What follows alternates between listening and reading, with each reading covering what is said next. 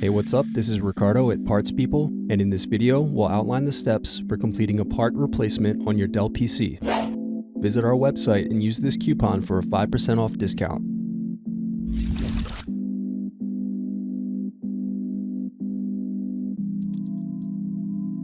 Unscrew and remove bottom base.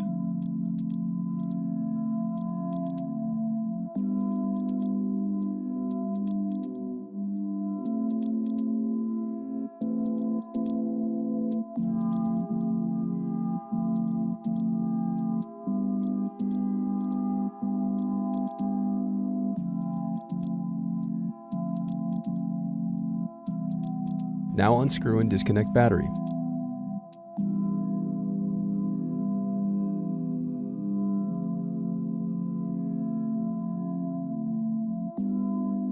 Now unscrew and remove heatsink.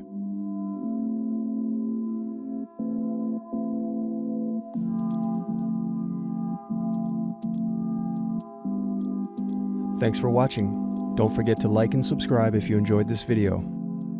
And if you need more, check out this playlist to watch other tutorials for your laptop. You can also click here to find parts for your laptop at partspeople.com.